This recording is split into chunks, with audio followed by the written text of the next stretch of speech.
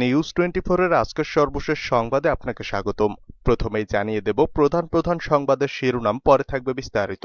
শুরুতেই জানাবো পরীমনির জামিন শুনানি আজ, ভালো কিছু প্রত্যাশা আইনজীবীর। এরপরে থাকছে নড়াইলে প্রতিপক্ষের হামলায় আহত সাবেক ইউপি সদস্য মারা গেছেন। জানাবো বিএনপি দেশের স্থিতিশীলতা নষ্ট করতে তৎপর, মন্তব্য ওবায়দুল কাদেরের। থাকছে পদ্মা সেতুর স্প্যানের সঙ্গে ধাক্কা, ভেঙে গেছে ফেরির মাস্তুল। এছাড়া রয়েছে সত্য উদ্ঘাটনে তদন্ত কমিশন গঠন করে শ্বেতপত্র প্রকাশ করুন দাবি ইনুর। রয়েছে আওয়ামী লীগের কোনো পুঁজি না থাকায় এখন জিয়াকে নিয়ে প্রশ্ন তুলেছে, মন্তব্য মির্জা ফখরুলের। এছাড়া জানাবো ইয়রেন্স কর্মকর্তা নাজমুল রিমান্ডে। এবং সবশেষে থাকছে রাজধানীর বিভিন্ন এলাকা থেকে গ্রেফতার 64, মামলা 51। পুরো খবর পেতে ভিডিওটি শেষ পর্যন্ত দেখুন। সর্বশেষ সংবাদ পেতে চ্যানেলটি সাবস্ক্রাইব করুন। এবার বিস্তারিত। পরীমনির জামিন শুনানি আজ, ভালো কিছু প্রত্যাশা আইনজীবীর। রাজধানীর বনানী থানায় মাদকদ্রব্য নিয়ন্ত্রণ আইনের মামলায় চিত্রনায়িকা পরীমনির জামিন শুনানি আজ মঙ্গলবার ঢাকা মহানগর দায়রা জজ কেএম ইমরুল কায়েসের আদালতে এই শুনানি হবে। পরীমনির আইনজীবী মোহাম্মদ মজিবুর রহমান বলেন, দীর্ঘদিন ধরে মাদক মামলায় গ্রেফতার রয়েছেন পরীমনি। আমরা তার জামিন আবেদন করেছি। আদালত শুনানির জন্য 31 আগস্ট দিন ধার্য করেছেন। আমরা আদালতের কাছে ভালো কিছু প্রত্যাশা করছি। গত 22 আগস্ট পরীমনির পক্ষে জামিন আবেদন করা হলে মহানগর দায়রা জজ আদালত শুনানির জন্য 13 সেপ্টেম্বর দিন ধার্য করেন। পরদিন আরেক আবেদনে দ্রুত শুনানির আর্জি জানান তার আইনজীবী মজিবুর রহমান। তাতে কোনো সাড়া না পেয়ে 25 আগস্ট হাইকোর্টে রিট ও জামিন আবেদন করেন তিনি। পরে 2 দিনের মধ্যে পরীমনির জামিন আবেদনের শুনানি করতে কেন নির্দেশ দেওয়া হবে না তা জানতে চেয়ে রুল জারি করেন হাইকোর্ট। ওই দিন মহানগর দায়রা জজ আদালতের আদেশে উষ্মা প্রকাশ করে হাইকোর্ট বলেন, জামিন আবেদনের বিষয়ে নিম্ন আদালত রাজনীতির বাইরে গিয়ে আদেশ দিয়েছে। 21 দিন পর আদেশ দেবে, এটা জামিন আবেদনটি খারিজ করার শামিল। একই সঙ্গে 13 সেপ্টেম্বর বিচারিক আদালতের আদেশ দেওয়ার সিদ্ধান্ত কেন বাতিল করা হবে না তাও রুলে জানতে চাওয়া হয়। ঢাকা মহানগর দায়রা জজকে 1 সেপ্টেম্বরের মধ্যে রুলের জবাব দিতে বলা হয়। নড়াইলে প্রতিপক্ষের হামলায় আহত সাবেক ইউপি সদস্য মারা গেছেন।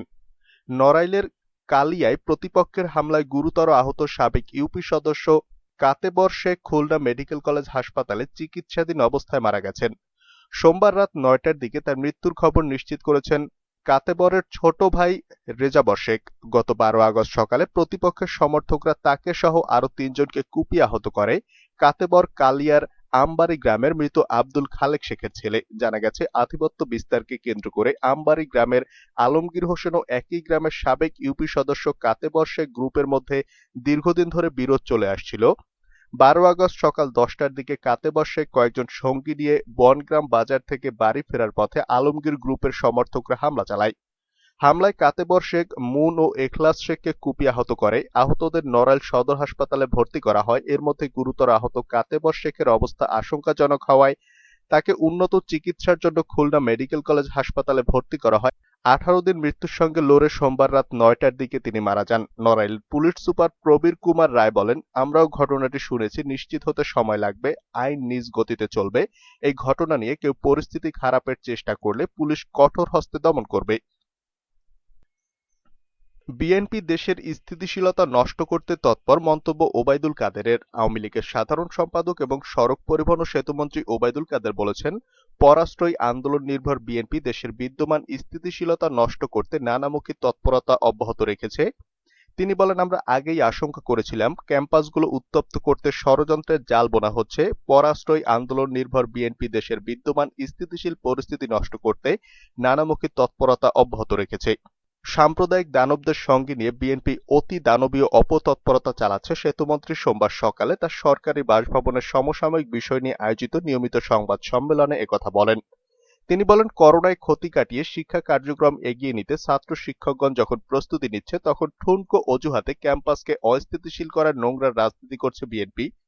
সাম্প্রদায়িক দানবদের সাথে নিয়ে বিএনপি অতি দানবীয় অপতৎপরতা চালাচ্ছে উল্লেখ করে ওবায়দুল কাদের বলেন, এদেশের রাজনীতিতে শেখ হাসিনা সরকার নয়, বিএনপি হচ্ছে আসল দানবীয় শক্তি। তিনি বলেন, শেখ হাসিনা এবং আওয়ামী লীগ জনমানুষের অর্থনৈতিক মুক্তি এনে দিয়েছে, আর বিএনপি এনে দিয়েছিল পরনির্ভরতার শৃঙ্খল। ওবায়দুল কাদের বলেন, সম্প্রতি চন্দ্রিমা উদ্যানে পুলিশ বিএনপির কর্মসূচি পালনের সহযোগিতা করতে চেয়েছে, কিন্তু তারা কোনো আইন কানুনের তোয়াক্কা না করে সংঘাতের মাধ্যমে পানি ঘোলা করার অপচেষ্টা করতে চেয়েছিল। আওয়ামী লীগ শান্তিপূর্ণ কর্মসূচিতে বিশ্বাসী, সরকার সবসময় শান্তিপূর্ণ কর্মসূচির পক্ষে এবং শান্তিপূর্ণ কর্মসূচিতে সহযোগিতা করে আসছে, ভবিষ্যতেও করবে। তিনি বলেন, কিন্তু কর্মসূচিতে সন্ত্রাস ও নৈরাজ্যের উপাদান যুক্ত হলে জনস্বার্থে পদক্ষেপ নিতে হয় আইন প্রয়োগকারী সংস্থাকে। সড়ক পরিবহন মন্ত্রী বলেন, আন্দোলনের এখন আর কোনো অবজেক্টিভ শর্ত বিরাজমান নেই। বিএনপির সাবজেক্টিভ প্রস্তুতি কি আছে তা গত এক যুগ ধরে মানুষ দেখে আসছে। শীত গ্রীষ্ম পেরিয়ে এখন বিএনপি শরৎকালে এসে সরকার হটানোর দিবাস্বপ্ন দেখছে। পদ্মা সেতুর স্প্যানের সঙ্গে ধাক্কা, ভেঙে গেছে ফেরির মাস্তুল। মুন্সিগঞ্জের লৌহজং এলাকায় পদ্মা সেতুর স্প্যানে ফেরির ধাক্কা লেগেছে। এই ধাক্কায় এবার ফেরির মাস্তুল ভেঙে গেছে। স্প্যানটি নদীর পানি থেকে প্রায় 18 মিটার উঁচু। মঙ্গলবার সকাল 7টার দিকে সেতুটির 3 ও 4 নম্বর খুঁটির মাঝখানে স্প্যানের সঙ্গে ধাক্কা লাগে বীরশ্রেষ্ঠ জাহাঙ্গীর নামে একটি ফেরির। বাংলাদেশ অভ্যন্তরীণ নৌ পরিবহন কর্পোরেশন সূত্রে এ খবর জানিয়েছে। ফেরিটি মুন্সিগঞ্জের শিমুলিয়া ঘাট থেকে দৌলতদিয়া পাটুরিয়া নৌপথে যুক্ত হতে পাটুরিয়া ঘাটে যাচ্ছিল। এর আগে গত 13 আগস্ট সকাল 8টার দিকে প্রবল স্রোতের কারণে ওই একই ফেরি সেতুটির 10 নম্বর পিলারে ধাক্কা দেয়। তখন অবশ্য তেমন কোনো ক্ষয়ক্ষতি হয়নি। 9 আগস্ট সন্ধ্যায় 10 নম্বর পিলারে আবার ধাক্কা দেয় ফেরি বীরশ্রেষ্ঠ জাহাঙ্গীর। এ সময় 20 যাত্রী আহত হন। গত 23 জুলাই সকাল 10টার দিকে পদ্মা সেতুর 7 নম্বর পিলারের সঙ্গে ধাক্কা খায় রো ফেরি শাহজালাল। এ ঘটনায় 20 জন যাত্রী আহত হন। এসব ঘটনায় থানায় জিডি, তদন্ত কমিটি গঠন ও ফেরি চালকদের সাময়িক বরখাস্ত করা হয়েছে। সত্য উদ্ঘাটনের তদন্ত কমিশন গঠন করে শ্বেতপত্র প্রকাশ করুন, দাবি ইনুর। বঙ্গবন্ধু হত্যা ও জেল হত্যার ঘটনায় জাতীয় তদন্ত কমিশন ও শ্বেতপত্র প্রকাশের দাবি জানিয়ে জাতীয় সমাজতান্ত্রিক দলের সভাপতি হাসানুল হক ইনু এমপি বলেছেন, ৭৫-এর ঘটনাবলী নিয়ে ইচ্ছামতো এলোপাতাড়ি কথাবার্তা বলে খুনিদের আড়াল করা ও সত্য ধামাচাপা দেওয়ার অপচেষ্টা চলছে। বিভ্রান্তি তৈরি করে বঙ্গবন্ধু হত্যাকাণ্ডের সুফলভোগী ও ধারক বাহকদের মুক্তিযুদ্ধ বিরোধী পাকিস্তান পন্থার রাজনীতিকেই সুবিধা দেওয়া হচ্ছে। সোমবার রাজধানীর বঙ্গবন্ধু এভিনিউর শহীদ কর্নেল তাহের মিলনায়তনে ঢাকা মহানগর জাসদ আয়োজিত এক আলোচনা সভায় হাসানুল হক ইনু এসব কথা বলেন। বঙ্গবন্ধু হত্যাকাণ্ড এবং পূর্বাপর ঘটনাবলীর সত্য উদ্ঘাটনে জাতীয় তদন্ত কমিশন গঠন ও শ্বেতপত্র প্রকাশ করার দাবিতে এই আলোচনা সভার আয়োজন করা হয়। আওয়ামী লীগের কোনো পুঁজি না থাকায় এখন জিয়াকে নিয়ে প্রশ্ন তুলছে মন্তব্য মির্জা ফখরুলের। বিএনপির সিনিয়র নেতারা বলেছেন, দেশে এখন দুটি অসুর চেপে বসে আছে। একটা হচ্ছে বৈশ্বিক করোনা ভাইরাস, আরেকটা হচ্ছে আওয়ামী লীগ। আওয়ামী লীগের রাজনীতি করার আর কোনো পুঁজি নেই। এ কারণে 40 বছর পর জিয়াউর রহমানকে নিয়ে তারা প্রশ্ন তুলেছে। সোমবার রাতে হিন্দু সম্প্রদায়ের অন্যতম ধর্মীয় উৎসব জন্মাষ্টমী উপলক্ষে এক ভার্চুয়াল আলোচনা সভায় নেতারা এসব কথা বলেন। বিএনপির উদ্যোগে এই সভায় প্রধান অতিথি হিসেবে বক্তব্য দেন দলের ভারপ্রাপ্ত চেয়ারম্যান তারেক রহমান। অনুষ্ঠানের শুরুতে গীতা পাঠ করেন রাজধানীর স্বামীবাগের ইসকনের শ্রীমান তেজ গোবিন্দ দাস ব্রহ্মচারী। হিন্দু বৌদ্ধ খ্রিস্টান কল্যাণ ফ্রন্টের সভাপতি অ্যাডভোকেট গৌতম চক্রবর্তীর সভাপতিত্বে ও অমলেন্দু দাস অপুর পরিচালনায় আরো বক্তব্য দেন বিএনপি মহাসচিব মির্জা ফখরুল ইসলাম আলমগীর, স্থায়ী কমিটির সদস্য ডক্টর খন্দকার মোশাররফ হোসেন, রামকৃষ্ণ মিশনের কালী কৃষ্ণানন্দদা মহারাজ প্রমুখ। মুক্তিযুদ্ধ বিষয়ক মন্ত্রীর উদ্দেশ্যে মির্জা ফখরুল বলেন, স্বাধীনতার পোষক শহীদ প্রেসিডেন্ট জিয়াউর রহমান সম্পর্কে কটূক্তি করছেন। আপনি মুক্তিযুদ্ধ করেছিলেন কিনা তা প্রমাণ করতে হবে। আপনি যে মন্ত্রণালয়ের মন্ত্রী সেটি সৃষ্টি করেছেন দেশনেত্রী খালেদা জিয়া, বিএনপি সৃষ্টি করেছিল। আজকে মুক্তিযোদ্ধাদের আপনি অপমান করছেন, তার জন্য আপনাকে অবশ্যই জাতির সামনে জবাবদিহি করতে হবে। ডক্টর খন্দকার মোশাররফ হোসেন বলেন, শহীদ প্রেসিডেন্ট জিয়াউর রহমানের লাশ নাকি তার মাজারে নেই। এটা কতদিন পর বলল? 40 বছর পর। জিয়াউর রহমানের মরদেহ চট্টগ্রাম পাহাড়ের কাছ থেকে তুলে সেখানে সিএমএইচ এ পোস্টমর্টম করা হয়। ডাক্তার তোফায়েল আহমেদ তার পোস্টমর্টম করেছিলেন এবং 22টি বুলেট তার শরীর থেকে বের করা হয়েছিল। সামরিক এয়ারক্রাফটে করে ঢাকায় আনা হয়। জিয়াউর রহমানের লাশ ঢাকা সিএমএইচ এও ছিল। দেশের মানুষকে মরদেহ দেখার জন্য সংসদ ভবন এলাকায় রাখা হয়েছিল। সেখানে লাখ লাখ মানুষ জিয়াউর রহমানের মরদেহ প্রত্যক্ষ করেছেন। জিয়াউর রহমানের লাশের সেই ছবি সামাজিক যোগাযোগ মাধ্যমে সর্বত্র ছড়িয়ে আছে। গয়েশ্বরচন্দ্র রায় বলেছেন, আইনমন্ত্রী আনিসুল হক বলেছেন, জিয়াউর রহমান যে যুদ্ধ করেছেন তার প্রমাণ কি? আমি আইনমন্ত্রীকে বলবো। বর্তমান প্রধানমন্ত্রীর স্বামী প্রয়াত ওয়াজেদ সাহেব পত্রিকার একটি কলাম লিখেছিলেন। সেখানে তিনি উল্লেখ করেছেন, আমি এবং শেখ হাসিনা নিজ কানে 27 মার্চ জিয়াউর রহমানের স্বাধীনতার ঘোষণা শুনেছি। আর কি প্রমাণ চান? আসলে যারা যুদ্ধ করেনি তাদের কাছে জিয়াউর রহমান যুদ্ধ করেছেন তা প্রমাণ দেওয়ার প্রয়োজন মনে করি না। ইঅরেঞ্জ কর্মকর্তা নাজমুল রিমান্ডে।